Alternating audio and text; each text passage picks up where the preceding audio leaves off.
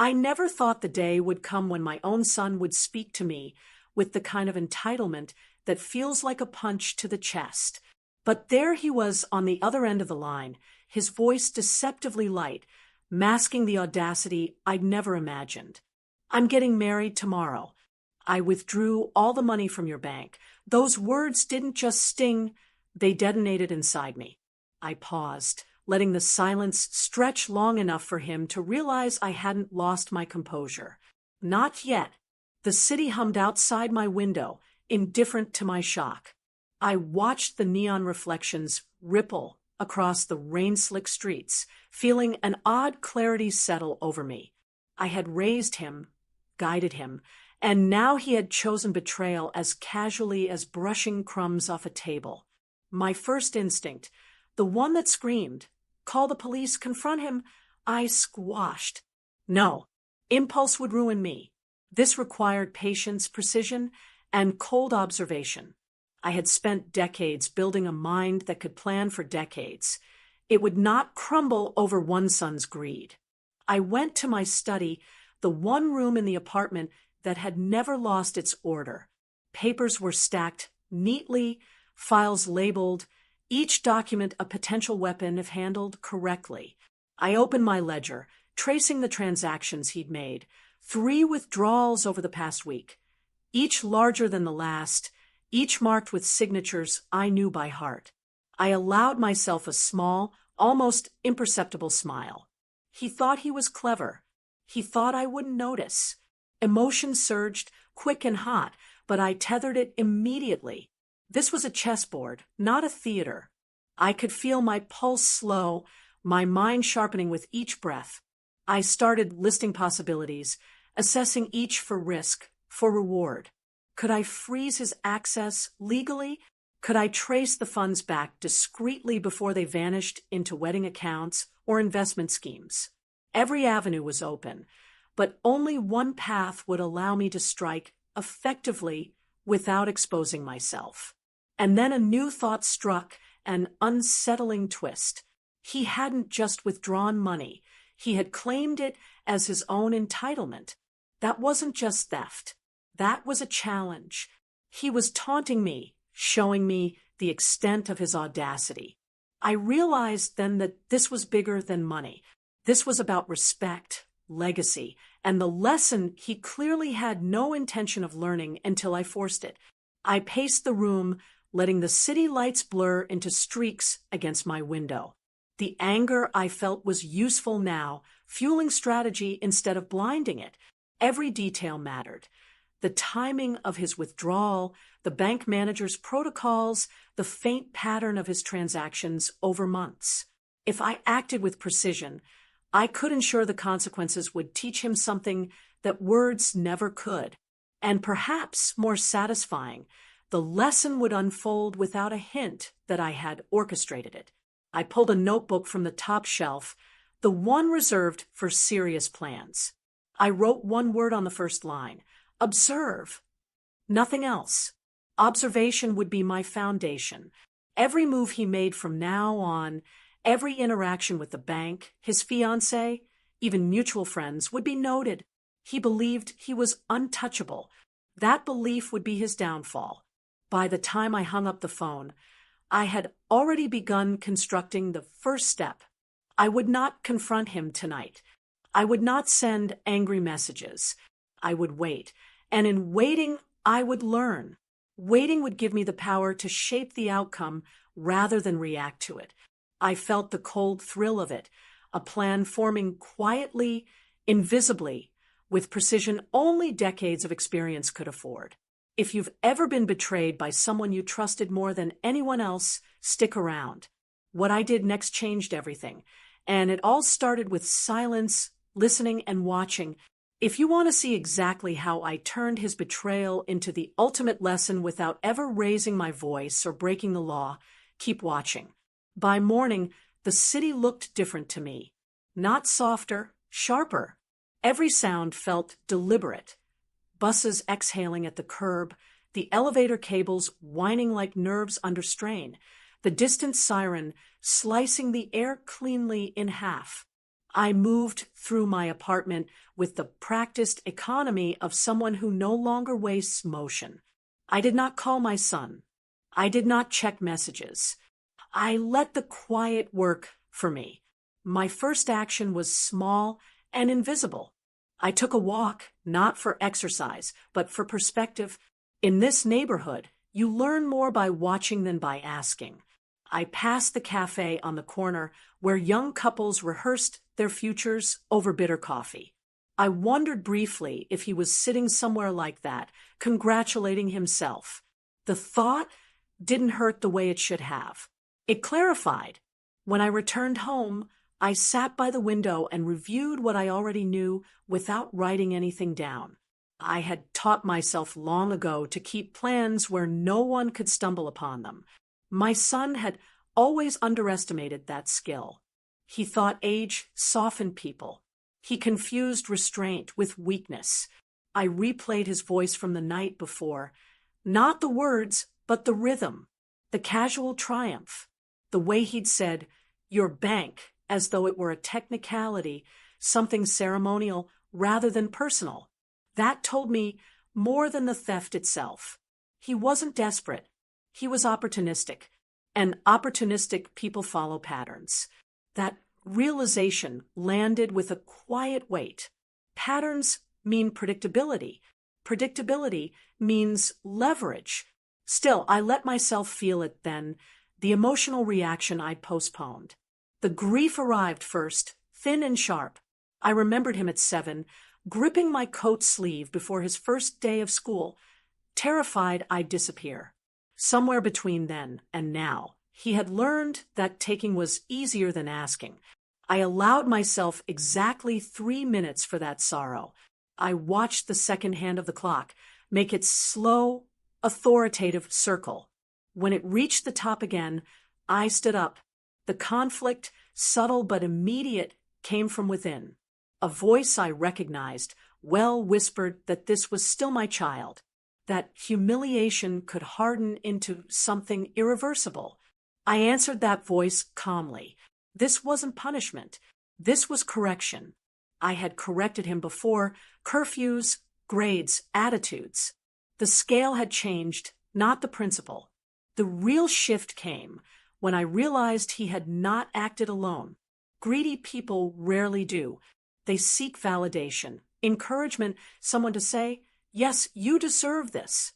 A fiancé, a friend, an advisor. Someone had told him this was smart. That discovery altered the stakes entirely. This wasn't a single act of theft. It was a coordinated confidence. That's when I made my decision. I would not chase the money. Chasing implies loss. Instead, I would position myself where outcomes were decided. Urban systems thrive on procedure, on timing, on people assuming no one older is paying attention. I had lived inside those systems long enough to know where assumptions rotted. I began making calls that sounded ordinary, polite, unremarkable. I asked questions the way older women are allowed to, slowly, carefully, with an air of harmless confusion. Each conversation gave me a little more shape, a little more contour to the space my son believed was empty. It wasn't empty. It was simply quiet.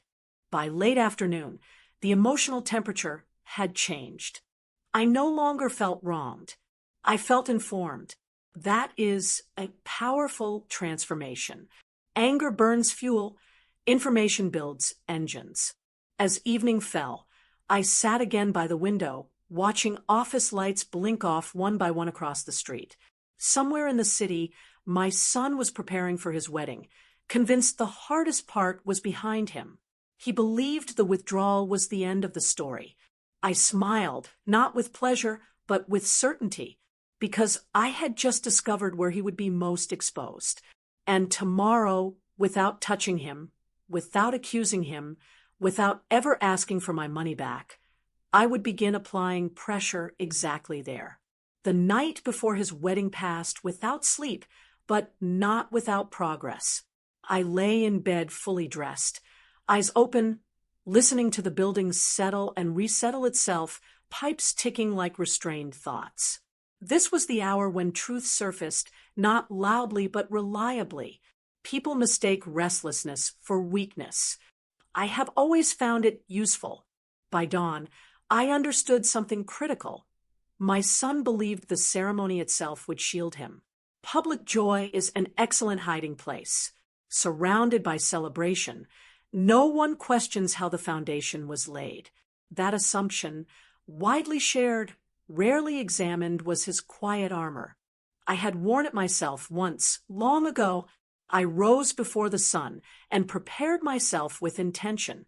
Not makeup, not clothes. Those were automatic, but posture, breath, and timing. Control begins internally. I made no calls that morning. Instead, I reviewed conversations from the previous day, replaying not words but hesitations. Pauses tell the truth faster than answers. Emotion surfaced again, this time differently. Not grief, disappointment. It was heavier, slower, and far more dangerous if left unmanaged. I felt it settle behind my eyes as I pictured him standing at an altar, convinced he had outgrown me. I let the feeling exist without indulging it. Emotional restraint, I have learned, unnerves people far more than outrage. The conflict arrived externally before noon. He called, not to apologize, not to explain, to confirm I would attend. His tone was syrupy, rehearsed. He spoke as if nothing had happened, as if the withdrawal were a minor administrative detail already forgotten. I listened without interruption, noting how he framed the invitation, not as welcome, but obligation. He needed my presence. That was revealing. I'll be there, I said simply. Silence followed. He had expected conditions, questions, perhaps tears. My calm unsettled him. I could hear it in the way he filled the gap with unnecessary details. Venue, timing, seating arrangements. Each word an attempt to regain dominance. I let him talk until he ran out of steam. When the call ended, I felt the shift fully take hold. This was no longer about reacting to harm. It was about reclaiming authorship. I had spent years allowing others to assume I was passive because I chose not to announce myself. That assumption would now be corrected. I dressed carefully, choosing clothes that communicated stability, not softness. In cities, perception moves faster than truth. People trust what looks established. I arrived early, not to the venue, but nearby where staff gathered, where coordination frayed at the edges. Systems always leak at the margins. I observed a coordinator arguing quietly into a phone, a delivery delayed, a subtle tension I recognized immediately. Weddings compress time, money, and ego into a single afternoon. Under pressure, small fractures widen. I didn't need to create stress. I only needed to stand where it already existed. The reveal came unexpectedly, and yet I was ready for it. A conversation, not meant for me, drifted close enough to catch. A reference to funds, to timing, to an assumption that family money was settled. There it was, the confirmation I hadn't demanded but had predicted. He had leveraged more than he possessed. That knowledge altered everything. Stakes are not raised by confrontation. They are raised by context. I now understood who else would feel the consequences if the illusion cracked. That understanding gave me leverage without threat. Emotionally, something clicked into place. The last trace of maternal hesitation dissolved.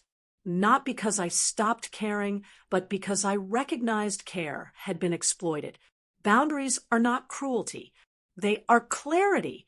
I took my seat quietly when the time came. I smiled at the right moments. I said nothing unnecessary. From the outside, I was exactly what everyone expected. An older mother, dignified, composed, unremarkable. Inside, I was counting down, because before the evening ended, a single Precise truth would surface, publicly enough to be undeniable, privately enough to be irreversible. And no one yet realized that I was the one who controlled when it would appear. The ceremony began with the usual spectacle, flowers, music, and laughter, but I observed differently. Every detail was a piece of information, every smile a mask, every handshake a transaction. My son moved through the crowd with practiced charm, unaware that each gesture, each confident step was being catalogued. I wasn't there to celebrate. I was there to understand the architecture of his overconfidence. I noted the vendors first, the caterer flustered by a missing delivery, the florist double-checking arrangements. These weren't emergencies, just subtle cracks, easy to exploit if timed correctly. Greed leaves people blind to friction. Manipulation blinds them further. I smiled faintly at the thought. My son had engineered a moment of triumph without realizing it was built on fragile infrastructure. And fragile infrastructure is predictable. Emotion crept in briefly as I watched him laugh with his fiancée. That laughter, careless and unearned, was familiar. It mirrored the tone he had used when he called me about the money. There was arrogance in it, a belief that nothing would touch him. I let the pang pass. That pang was the fuel, not the fire. The first subtle conflict arrived in the form of a whispered exchange I overheard between the planner and the best man. A mention of timing, an offhand reference to a missing deposit, shrugged off quickly. Most people would have ignored it. I did not.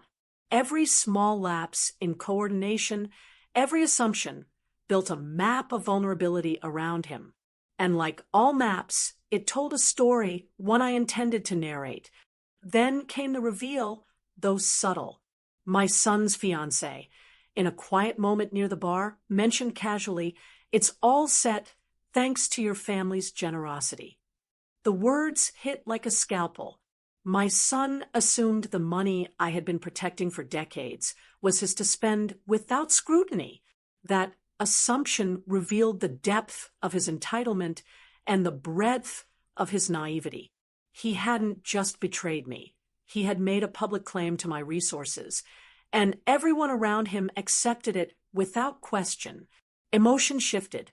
Disappointment had long since hardened into determination. I felt a new decision crystallizing. I would not allow this assumption to remain unchallenged. I would correct the perception, but on my terms, methodically, invisibly. There would be no confrontation, no dramatic accusations. My revenge would be precise, surgical, and unavoidable. I began acting in small, deliberate ways, interacting with vendors and planners under the guise of concern for the event. I asked questions that seemed mundane about schedules, contracts, and deposits, but each query subtly highlighted inconsistencies they had ignored. The information I gathered was quiet but powerful. Every nod, every confirmation, every hesitation became a tool. By the time the evening rolled toward the formal proceedings, the atmosphere was almost imperceptibly charged. The cracks in his carefully constructed world were there for anyone paying attention. Most people didn't notice. Most people never would. But I did. And that gave me the upper hand. As the music swelled and guests took their seats, I allowed myself a moment of reflection. He believed control was his. He believed his charm, his confidence, his entitlement shielded him from consequences. That illusion, I knew, was fragile, and fragility is a weakness anyone can exploit with patience and precision. Finally, I settled into my seat, outwardly composed, inwardly calculating. Every smile I gave was measured. Every gesture, deliberate. I had become invisible in plain sight, unnoticed but omnipresent. My son would leave the ceremony thinking he had triumphed. But the first move in my plan was already set in motion, because the most effective revenge is not shouted. It is executed quietly, predictably, and leaves no doubt once revealed. And by the time the night ended, he would understand too late that he had never truly controlled anything. Receptions are where people loosen. Ceremonies make them solemn. Receptions make them careless. I have always preferred the careless version of people. Truth slips out more easily when hands are full and attention is divided. I positioned myself accordingly, close enough to hear, far enough to be ignored. My son moved through the room like a man who believed the night belonged to him. Every laugh reinforced that belief. Every congratulation deepened it. I watched how he touched people's shoulders when he spoke, how he leaned in just enough to seem intimate. He had learned charm as a tool, not a language. That distinction matters. Emotion rose again, unexpectedly sharp. Not sadness, but recognition. I saw myself in him, decades earlier, when confidence still felt like armor rather than exposure. That realization threatened to soften me. I countered it immediately by focusing on outcomes. Intentions do not undo consequences. Ever. The conflict sharpened when I noticed the way conversations bent when I approached. Not away from me, around me. People lowered their voices, smiled politely, assumed I was fragile. That assumption worked in my favor. It allowed me to ask questions that would have seemed intrusive from anyone else. I asked how long they had known each other. I asked about the planning. I asked about the speed of it all. Every answer came too easily, rehearsed and shallow. Then someone said something they shouldn't have.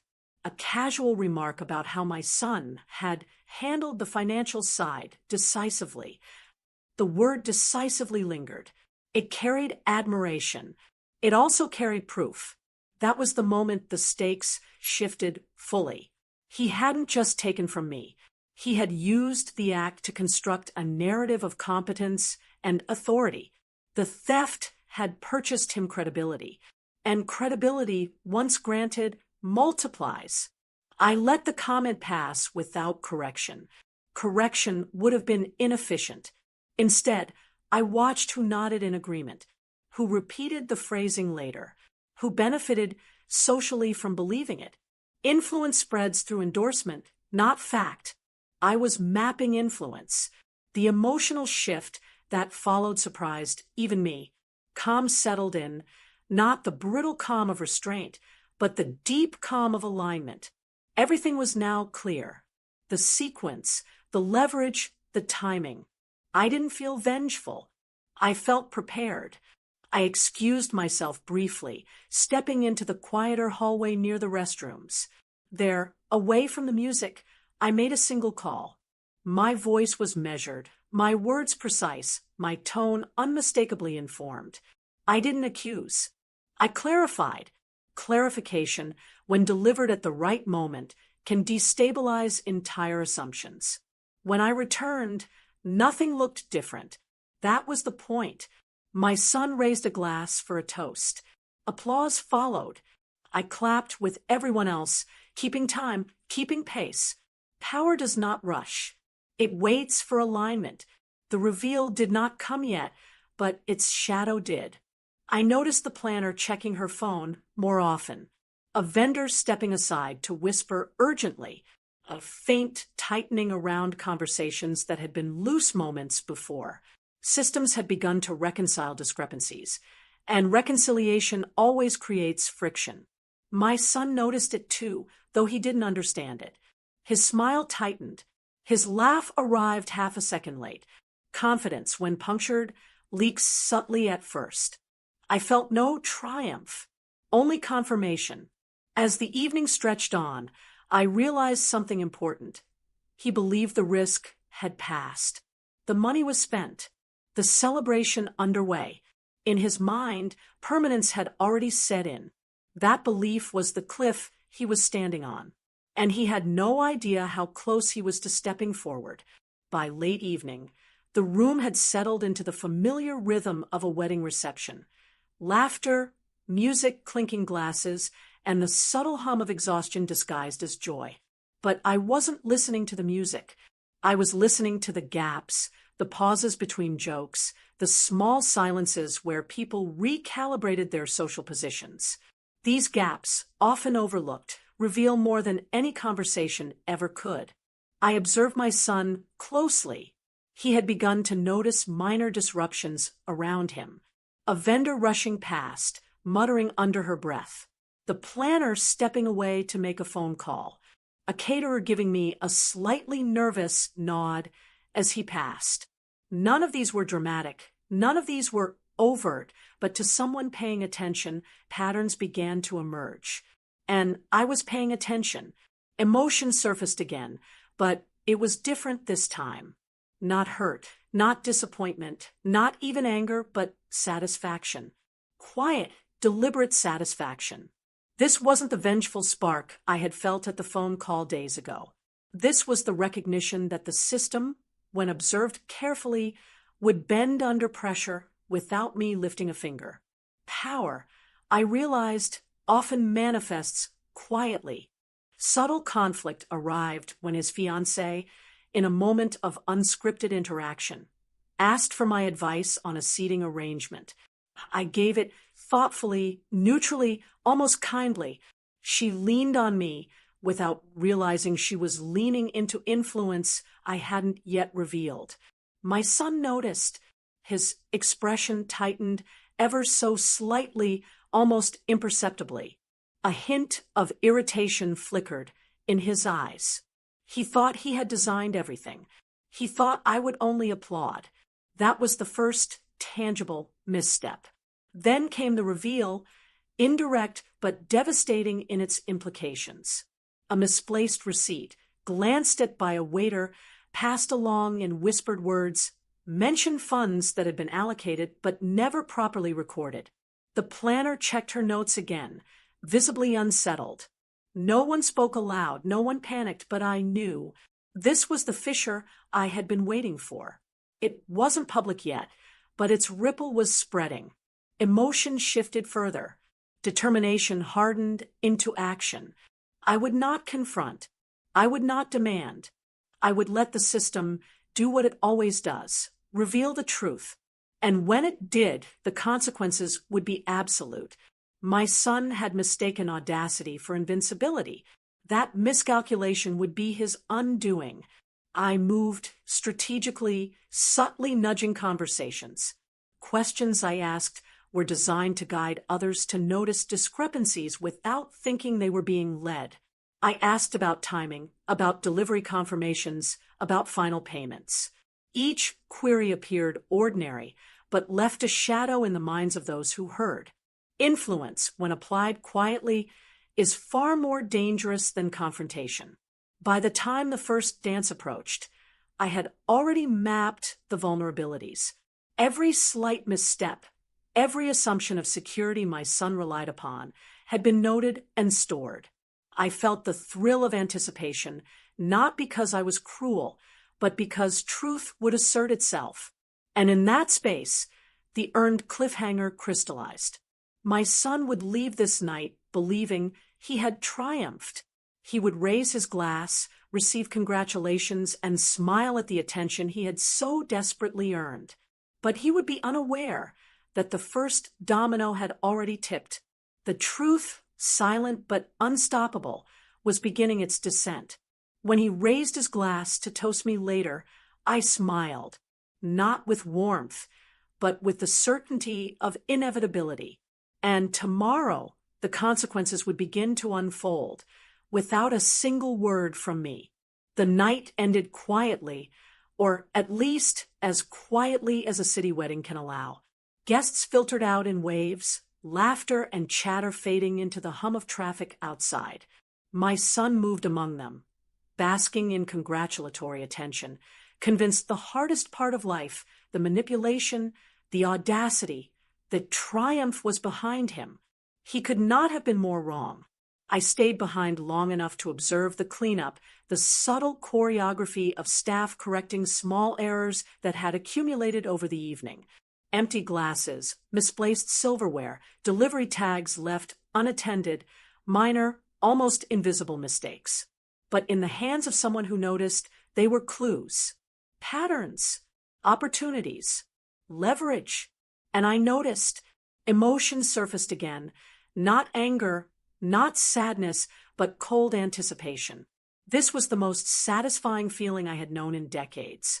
Power wielded precisely, quietly, without dramatic confrontation. My son had assumed that audacity and charm shielded him from consequences. He was about to discover that invisible systems, once set in motion, are far more absolute than charm. Conflict, subtle but real, arrived with the first interaction outside the reception. I caught him speaking with a distant cousin, discussing the funds he had withdrawn. His language, casual and boastful, betrayed both pride and ignorance. He had no idea how closely I had tracked every transaction, every assumption, every victory he imagined. He was walking straight into the net I had spun, blindfolded by arrogance. The reveal, though still partial, took form when I noticed the planner exchanging a glance with the bank liaison who had arrived to verify payments for vendors. Their eyes flicked toward me. I could see the unspoken communication. She knows. That knowledge, even unspoken, begins to have consequences. Information spreads silently, but its impact is immediate. Emotion shifted once more, a final tightening of resolve. I had confirmed the first crucial element. The vulnerabilities existed exactly where I predicted. No one could see it yet. My son would leave tonight thinking he had succeeded, unaware that the very foundation he had relied on was compromised. This was the sweet edge of anticipation, the quiet before the inevitable realization. I positioned myself near the coat check as guests trickled out, watching my son move through the crowd. Every interaction, every handshake, every casual comment about finances or planning was logged mentally. I didn't need to confront him yet. Timing, as I had long learned, is far more potent than force. Wait too long and opportunity slips. Act too soon, and it becomes predictable. I was calibrated perfectly. By the time the last guest had left, the room empty except for staff tidying and murmuring among themselves, I understood my next move. I would wait for the morning, let the repercussions unfold naturally through the systems he had manipulated, the people he had deceived, and the assumptions he had counted on. No threats, no confrontations, just the inevitable acknowledgement of truth. As I stepped out into the cool night air, the city lights blurred across wet pavement, reflections fractured and elongated. I allowed myself a small, private smile. The first stage of my plan was complete. He had believed himself untouchable. That belief, once shattered, would sting far more than anger or words ever could. And in the quiet of that urban street, I realized sometimes the most effective revenge is invisible, procedural, and utterly inevitable. Tomorrow, everything would change. Morning has a way of clarifying illusions. By the time I woke, the city had already resumed its rhythm, indifferent to ceremonies and broken trust alike. I moved through my apartment slowly, deliberately, allowing the weight of the previous night to settle into something usable. This was the moment most people rush. I did not. Rushing would suggest uncertainty. My phone was quiet. That alone told me a great deal.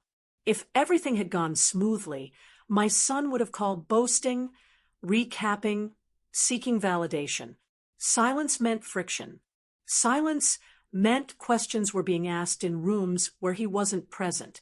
I made coffee and stood by the window, watching office workers stream onto the sidewalks below. Systems always correct themselves in the morning. Invoices are reviewed. Accounts reconciled. Promises made in celebration are tested by daylight. I had positioned the truth so it would surface naturally without my fingerprints on it. The emotional reaction arrived, not as triumph, but as steadiness. A grounded calm I had not felt since before his call. I realized then that this was no longer about him alone. It was about restoring balance where entitlement had distorted it. That realization removed the last trace of hesitation. The subtle conflict appeared when my phone finally rang. Not my son, but someone else. A voice polite but strained, asking for clarification on family authorization. I listened more than I spoke. I allowed the other party to explain the confusion in their own words. People reveal far more when they believe they are explaining rather than being questioned. When I responded, I did so carefully. I did not accuse. I did not deny. I clarified boundaries.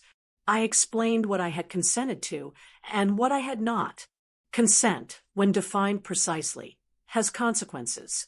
The silence that followed on the line was long enough to confirm the shift. Something had just realigned. The reveal came minutes later, quietly but decisively. Another call. Another careful question. Patterns forming exactly as expected. The funds my son had relied upon were now under review, not frozen dramatically, not seized theatrically, simply paused pending verification. A procedural pause is devastating to people who operate on assumption. Emotion shifted again, this time into resolve sharpened by inevitability. I felt no need to gloat. The process was now larger than me. That is the safest position to occupy. Once systems engage, they do not care about charm or urgency. They care about compliance. By midday, the city outside felt louder, harsher. I imagined my son waking up late, checking his phone, sensing something was wrong before understanding why. Confusion would come first, then irritation, then fear. Each stage predictable, each one earned. I did not reach out. Silence was my final contribution. Intervention now would only soften the lesson. I let the day unfold, knowing that every call he made would produce the same answer. Not yet, under review, needs clarification. Then arrived in the form of a single message that evening.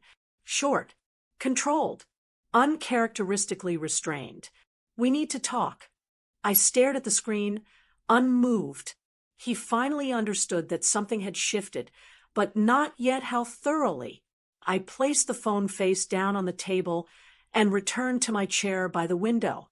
Tomorrow, I would decide whether he deserved an explanation. And that decision, I knew, would determine how this ended. The morning light was sharper than usual, cutting through the city smog like a spotlight on hidden cracks. I moved with deliberate slowness, savoring the tension that had begun to ripple outward from the systems my son had so recklessly trusted. Each interaction, each procedural check, was now unfolding exactly as I had foreseen. I started the day by reviewing the quiet threads of information that had come in overnight. Emails, call logs, small notes from vendors, confirmations from the bank, all mundane to an observer, but to me, each was a strategic data point. His overconfidence had ensured that he left these traces. He believed audacity was sufficient.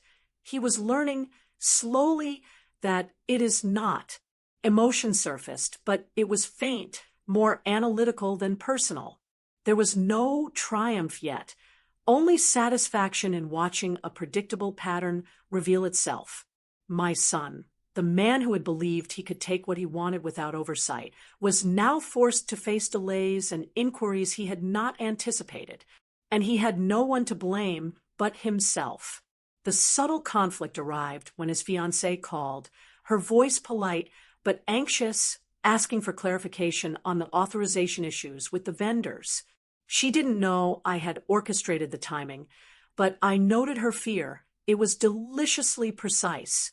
Anxiety is always a sign that control has shifted. I answered calmly, offering guidance where needed, careful not to disclose the leverage I held. Then came the shift in stakes. A vendor, frustrated by delayed payment confirmation, called my son directly, politely questioning whether the funds were coming from personal sources or family authorization. My son's confidence faltered almost imperceptibly. The pause on his end, the hurried speech, the nervous laughter, it was all the confirmation I needed. He was realizing piece by piece that his assumptions had been flawed. Emotion followed quickly, a surge of resolve. This was no longer simply about recovering money or correcting entitlement. It was about asserting authority through precision and patience. I had spent a lifetime cultivating systems, processes, and networks of influence, and now, for the first time, my son was entirely subject to them.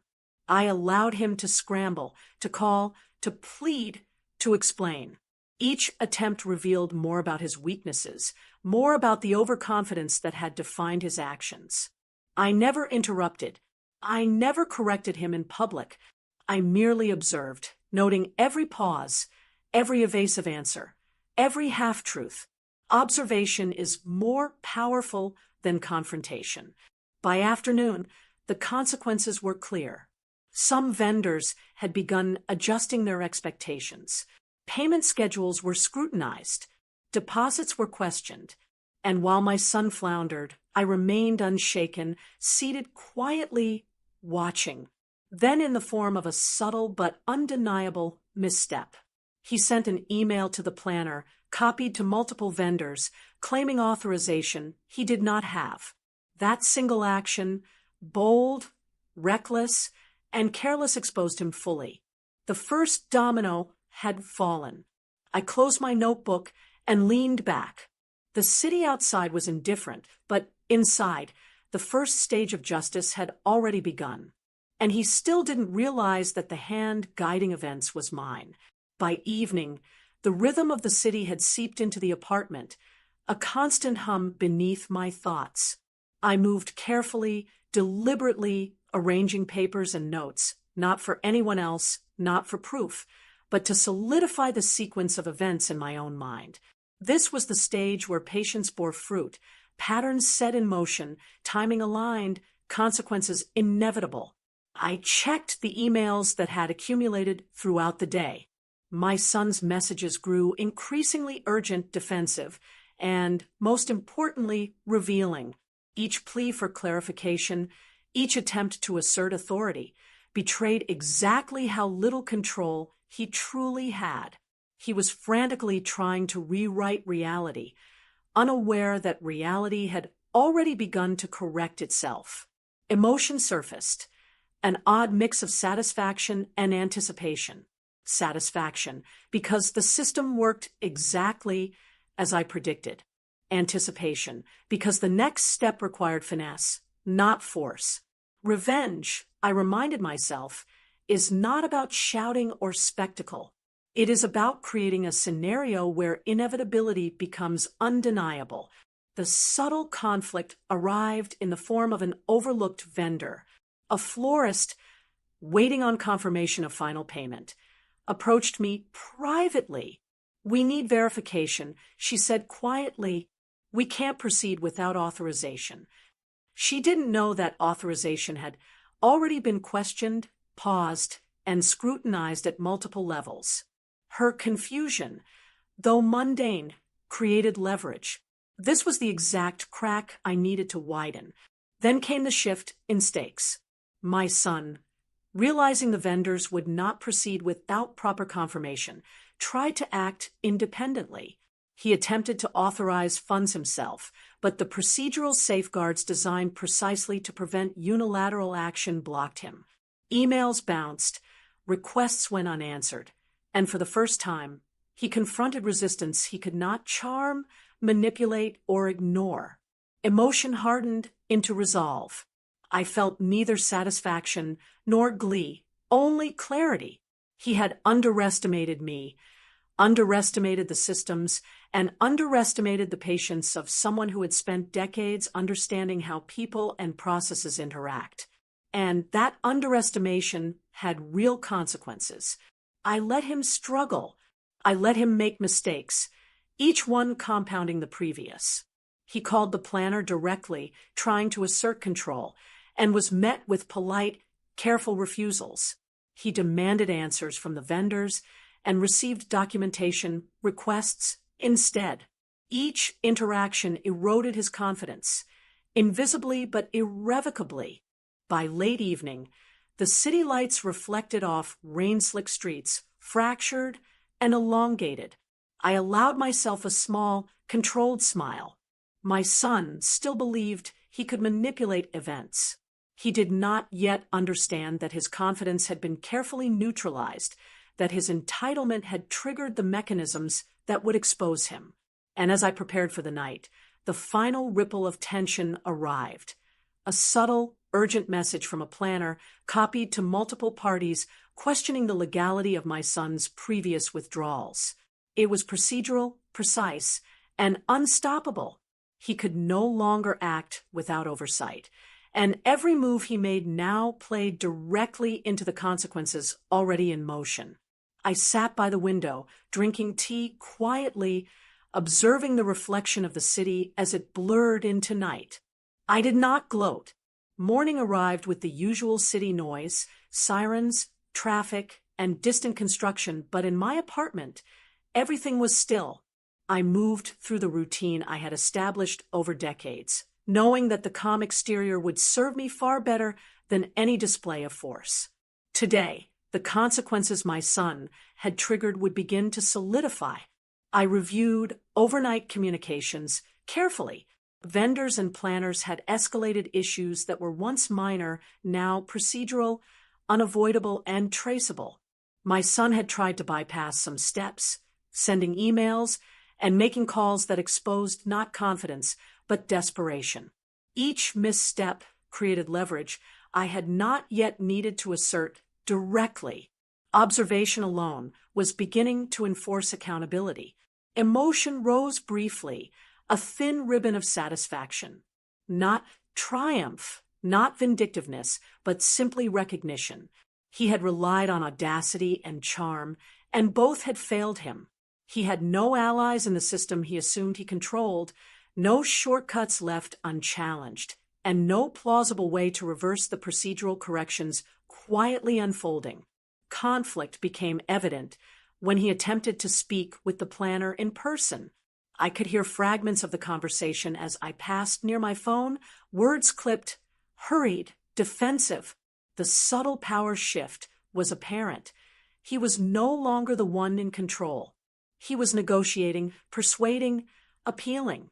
For the first time, he confronted boundaries he had ignored, and he did so ineffectively. Then came the reveal, small but undeniable. The bank, following its internal verification, had frozen part of the withdrawals pending authorization review. My son's funds, previously assumed to be liquid and unrestricted, were now immobilized. He had built a public narrative of entitlement, but the facts, procedural and unassailable, contradicted his claims. Emotion shifted again. Patience had turned into calculation. I had not orchestrated the freeze. I had simply allowed systems to operate as they were designed. His assumptions had done the work for me. That is always more satisfying than any direct intervention. I moved deliberately throughout the morning, attending to minor tasks in my apartment while listening closely to phone notifications. Each update was a confirmation. Inquiries from vendors, clarification requests from his fiancée, procedural checks from the bank. He was scrambling, unaware that the net had been laid carefully in advance. Every struggle was predictable, and every predictable move reinforced my control. By midday, a critical insight crystallized. My son had built an image of competence and independence, but the reality was different. Every decision he had made relied on assumed compliance from others. That compliance had vanished, and as a result, his confidence, the very thing he had wielded as armor, had become fragile, visible, and manipulable. Then arrived an innocuous email ping. The planner had copied multiple parties, questioning the legitimacy of a final payment he had authorized. The email was procedural, polite, entirely correct, and completely unavoidable. My son now had no recourse, no charm left to persuade, and no authority he had not already forfeited. I leaned back in my chair. observing the reflection of city lights through the window. He still believed he could recover, still assumed momentum was on his side. Tomorrow, he would learn that momentum can be manufactured, but only if you understand the system. And I understood it perfectly. The city smelled of exhaust and rain as I walked the block near my apartment. Today required more than observation. It required subtle manipulation, a gentle pressure that would make my son reveal not just mistakes, but his own assumptions. I wasn't confronting him yet. I wasn't signaling control. I was creating conditions where control would reveal itself naturally. I stopped outside the cafe. He liked to linger in on weekends, pretending to read the menu posted on the window. Through the glass, I watched him fumble with his phone, red-faced, hurriedly typing emails. Not panic exactly, but a shadow of uncertainty he had never shown before. I noted his hand movements, the hesitation in his shoulders, the quick glances over the counter. Confidence falters in subtle ways, and I had spent decades learning to read them. Emotions surfaced differently this morning, curiosity. The thrill wasn't in retribution, it was in watching cause and effect unfold. Every system he had underestimated was reacting as I had quietly predicted, and he had no clue that the triggers were his own actions. That realization, even for me, was quietly satisfying. The conflict appeared when a stranger approached him, a delivery worker confused by a mislabeled package. My son barked directions, assuming authority, only to realize he had no record of the order. That small disruption, insignificant to anyone else, was a domino tip I had engineered indirectly by allowing miscommunication to persist. His irritation flared, revealing the first true crack in his composure I hadn't yet seen. Then came a shift I hadn't anticipated previously. He called a colleague for advice, someone outside the family network, expecting quick solutions. That call was loud enough for me to catch snippets. "I don't understand why this isn't cleared." His confidence wavered as the colleague hesitated, clearly unsure how to advise him. I realized in that moment that procedural vulnerability is amplified by social dependence. Influence without preparation collapses under pressure. Emotion hardened into a calm precision. I didn't intervene. I didn't need to. I simply waited, letting him navigate a maze he believed he had built himself. Each misstep, each pause, each faltering instruction from him amplified the leverage I held invisibly. By mid-afternoon, he sent a message meant to assert authority, but the recipient replied asking for documentation he could not produce. His words faltered. The message read more like a question than a command. That tiny lapse, unnoticed by anyone else, was my signal. He was beginning to lose his narrative. I turned back toward my apartment, the rain streaking the streets like fractured glass. The city pulsed around me, indifferent, while inside, I had orchestrated the conditions for truth to assert itself. He believed he was steering events, but in reality, he had been moving through a structure I had quietly arranged. And I smiled quietly because tomorrow the next domino would fall, and this time he would fully understand that he had never been in control. By late evening, the city lights reflected off rain-slick streets, fractured and elongated. I allowed myself a small, controlled smile. My son still believed he could manipulate events. He did not yet understand that his confidence had been carefully neutralized, that his entitlement had triggered the mechanisms that would expose him.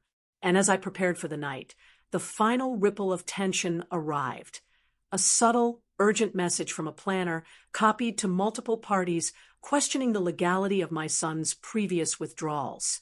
It was procedural, precise, and unstoppable. He could no longer act without oversight, and every move he made now played directly into the consequences already in motion. I sat by the window, drinking tea quietly, observing the reflection of the city as it blurred into night. I did not gloat. Morning arrived with the usual city noise, sirens, traffic, and distant construction, but in my apartment, everything was still. I moved through the routine I had established over decades, knowing that the calm exterior would serve me far better than any display of force. Today, the consequences my son had triggered would begin to solidify. I reviewed overnight communications carefully. Vendors and planners had escalated issues that were once minor, now procedural, unavoidable, and traceable. My son had tried to bypass some steps, sending emails and making calls that exposed not confidence, but desperation. Each misstep created leverage I had not yet needed to assert directly. Observation alone was beginning to enforce accountability. Emotion rose briefly, a thin ribbon of satisfaction. Not triumph, not vindictiveness, but simply recognition. He had relied on audacity and charm, and both had failed him. He had no allies in the system he assumed he controlled, no shortcuts left unchallenged, and no plausible way to reverse the procedural corrections quietly unfolding. Conflict became evident when he attempted to speak with the planner in person. I could hear fragments of the conversation as I passed near my phone, words clipped, hurried, defensive. The subtle power shift was apparent. He was no longer the one in control. He was negotiating, persuading, appealing. For the first time, he confronted boundaries he had ignored, and he did so ineffectively.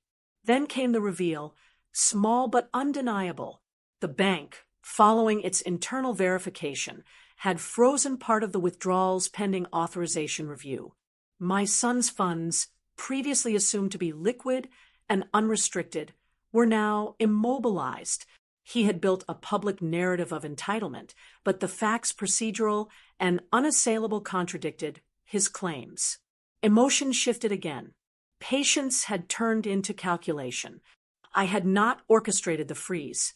I had simply allowed systems to operate as they were designed. His assumptions had done the work for me. That is always more satisfying than any direct intervention. I moved deliberately throughout the morning, attending to minor tasks in my apartment while listening closely to phone notifications. Each update was a confirmation. Inquiries from vendors, clarification requests from his fiancée, procedural checks from the bank. He was scrambling, unaware that the net had been laid carefully in advance. Every struggle was predictable, and every predictable move reinforced my control. By midday, a critical insight crystallized. My son had built an image of competence and independence, but the reality was different. Every decision he had made relied on assumed compliance from others. That compliance had vanished, and as a result, his confidence, the very thing he had wielded as armor, had become fragile, visible, and manipulable. Then arrived an innocuous email ping. The planner had copied multiple parties, questioning the legitimacy of a final payment he had authorized. The email was procedural, polite, entirely correct, and completely unavoidable. My son now had no recourse, no charm left to persuade, and no authority he had not already forfeited. I leaned back in my chair, observing the reflection of city lights through the window. He still believed he could recover, still assumed momentum was on his side. Tomorrow, he would learn that momentum can be manufactured, but only if you understand the system. And I understood it perfectly. The city smelled of exhaust and rain as I walked the block near my apartment. Today required more than observation. It required subtle manipulation, a gentle pressure that would make my son reveal not just mistakes, but his own assumptions. I wasn't confronting him yet. I wasn't signaling control. I was creating conditions where control would reveal itself naturally. I stopped outside the cafe. He liked to linger in on weekends, pretending to read the menu posted on the window. Through the glass, I watched him fumble with his phone, red-faced, hurriedly typing emails. Not panic exactly, but a shadow of uncertainty he had never shown before. I noted his hand movements, the hesitation in his shoulders, the quick glances over the counter. Confidence falters in subtle ways, and I had spent decades learning to read them. Emotions surfaced differently this morning, curiosity. The thrill wasn't in retribution, it was in watching cause and effect unfold. Every system he had underestimated was reacting as I had quietly predicted, and he had no clue that the triggers were his own actions. That realization, even for me, was quietly satisfying. The conflict appeared when a stranger approached him, a delivery worker confused by a mislabeled package. My son barked directions, assuming authority, only to realize he had no record of the order. That small disruption, insignificant to anyone else, was a domino tip I had engineered indirectly by allowing miscommunication to persist. His irritation flared, revealing the first true crack in his composure I hadn't yet seen.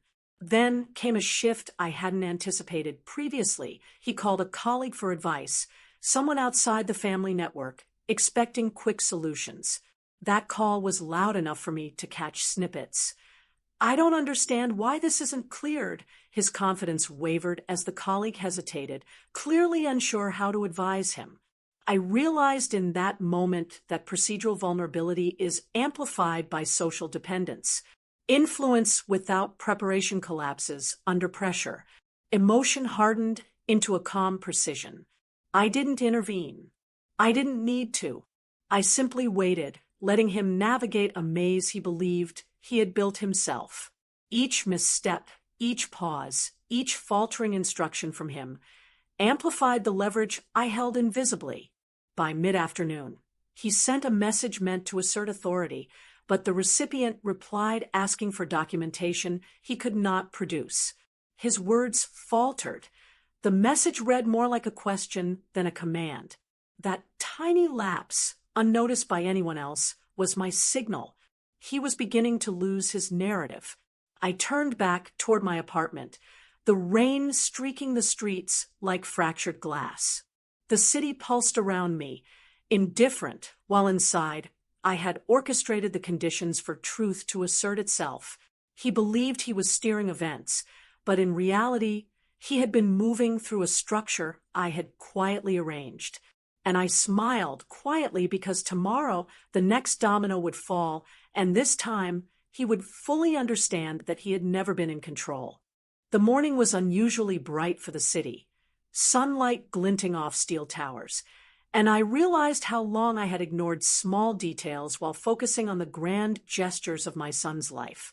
Today, I would exploit those details, not in anger, not in drama, but in quiet, methodical observation. I began by retracing the path of the money he had withdrawn. Instead of thinking about the withdrawals as a single event, I considered the logistics, the records, confirmations, and digital trails he had left unprotected. Every step he had taken was traceable. Every assumption he had made could now be addressed systematically. I drafted a plan not on paper, but in my mind, aligning people, protocols, and timings like instruments in an orchestra. Emotion surfaced in a new way. Instead of fury or impatience, there was analytical satisfaction. Watching systems work according to expectation is a quiet, almost meditative pleasure. I didn't need confrontation. I only needed to ensure that everything unfolded in sequence. Conflict arose through social channels rather than procedural ones. I contacted one of his colleagues, casually under the pretense of verifying details about a project he had claimed he controlled. My tone was conversational, almost gentle, but my questions exposed assumptions he had made publicly. Within minutes, small discrepancies began to emerge. They were subtle, yet significant. I took another step. I reached out to the bank, not in anger, but as a routine verification. I phrased questions carefully, highlighting necessary clarifications and authorization limits, which made clear where responsibility truly lay. I did not threaten, I did not demand, I merely confirmed facts. That confirmation alone shifted authority back to me without any dramatic confrontation. Emotion sharpened into precision. My son had believed control was his because he had acted first and loudly. But authority, when structured around procedure and documentation, cannot be claimed with bravado. I was no longer reacting. I was managing outcomes. By evening, the day's interventions had realigned the entire situation. Vendors had their confirmations, the bank had their clearances, and my son was forced to respond within parameters he could not alter. His previous confidence had evaporated, replaced by careful calculations and defensive communication.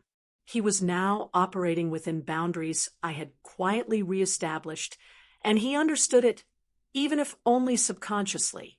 As I prepared tea, I reflected on the subtle satisfaction of methodical correction.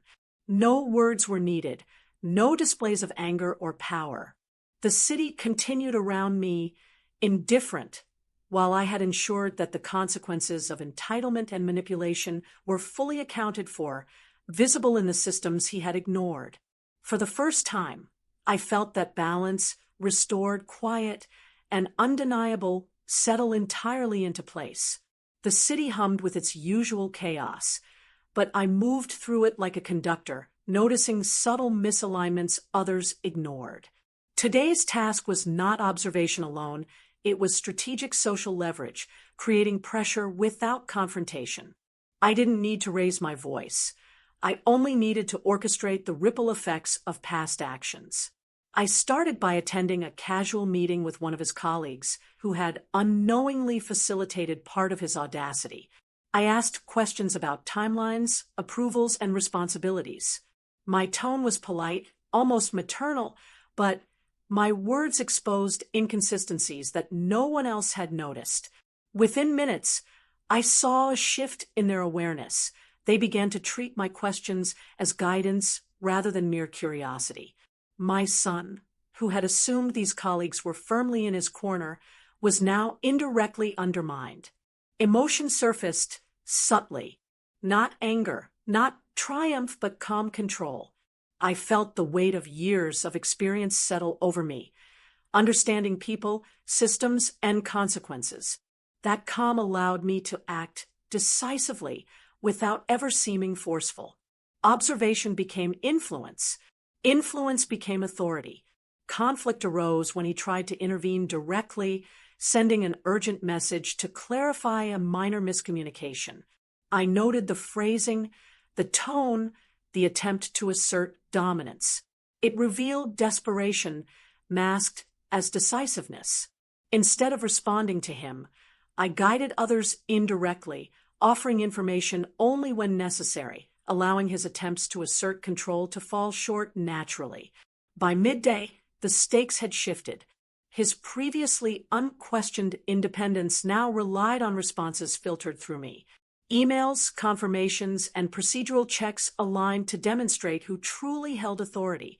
He had assumed audacity could replace accountability, but the structures I relied on were immovable even for someone confident enough to ignore them. Emotion hardened into strategic clarity. I realized that correction is far more effective when invisible. People adjust behavior without realizing they have been corrected. That is the difference between control and punishment. One reinforces compliance, the other provokes resistance. I was ensuring compliance. By evening, I initiated a final adjustment. A brief, neutral communication to a third party, carefully phrased, almost incidental, reminded them to adhere to documentation and verification protocols. The ripple effect was immediate. Decisions my son had expected to be automatic now required proper authorization. Every small action he had relied upon to assert independence was now contingent on systems he could not manipulate. I returned to my apartment, the city lights reflecting in the rain-streaked windows. The day had unfolded exactly as I had calculated. No dramatic confrontations, no accusations, no theatrics, just inevitable correction. Sitting quietly, I understood that this was the culmination of years of practice, observation, and patience. Systems and people, when engaged methodically, reveal truth and enforce boundaries without force. My son had acted recklessly, assuming that audacity alone was sufficient. He had learned the lesson of accountability not through punishment, but through inevitable structure and careful orchestration. By nightfall, I felt the satisfaction that comes from control exercised quietly, thoroughly, and without spectacle. Everything was aligned, everything accounted for, and I knew that tomorrow, the final phase of resolution would complete itself. The morning light hit the apartment in clean, sharp lines. Today, nothing depended on my intervention. Every action my son had taken, the withdrawals, the assumptions, the boasts had already triggered a sequence of corrections that could not be undone. The systems I had relied upon moved efficiently, quietly, and without my interference. My role had been to align them, not to dominate them. I checked the final confirmations. Vendors had received proper authorizations. Banks had verified all transactions. Colleagues and planners had adjusted their records to reflect reality rather than assumption. Every misstep he had made had been corrected through procedure and accountability, not confrontation. The city outside moved, as it always did, indifferent to human drama, and that indifference was exactly what made the correction absolute. Emotion surfaced once more, but it was not satisfaction in the petty sense. It was a calm recognition of balance restored. He had learned consequences the way adults must, through responsibility, exposure, and inevitable truth. There was no gloating. There was no schadenfreude. Only the quiet understanding that what had been mismanaged was now corrected, and no further action was required. Conflict had resolved itself over the past days. His attempts to assert control had met resistance in procedural forms, in social alignments, and in verification processes. By now, he understood the limits of audacity, the necessity of preparation, and the value of diligence. He could rebuild, but he could no longer act without consideration. The lesson was complete. I allowed myself a moment to reflect on how subtle power works. True influence is often invisible, exercised not through spectacle or dominance, but through precision, foresight, and the careful orchestration of systems and people. My son's entitlement had assumed immediacy and disregard for structure. In contrast, patience, observation, and strategic alignment had quietly ensured accountability. By midday, he reached out, not in accusation, not in complaint, but in acknowledgement. His tone was different, tempered, deliberate. There was a newfound respect, not born of fear, but born of clarity. He had seen the boundaries he had overstepped, and he recognized the hands that had aligned the outcome. I responded calmly, warmly even, without reproach. There was no need for spectacle. The city, the systems, and our shared history had done the work. I had only ensured it happened correctly. By evening, everything was resolved. The money remained secured, the vendors' records were accurate, and my son had learned the consequences of overreach. The house was quiet, the city lights reflected on the rain-streaked streets, and I understood fully that control, exercised correctly, is most effective when it is subtle, inevitable, and dignified. I sat by the window, letting the hum of the city wash over me. There were no triumphs shouted aloud, no victories boasted. The balance was restored, accountability had been enforced, and I felt only the calm satisfaction of a plan executed with precision. And in that quiet, I understood that this was the true measure of power. Not chaos or punishment, but the restoration of order, complete and unassailable, without a single word of confrontation. As I leaned back in my chair, watching the city lights blur in the rain, I couldn't help but think, if you've ever felt someone underestimated you, or if patience and careful observation have ever made all the difference in your life, then this story is for you. Share it, talk about it. Or just remember, control often lies in the quiet choices, not the loud gestures.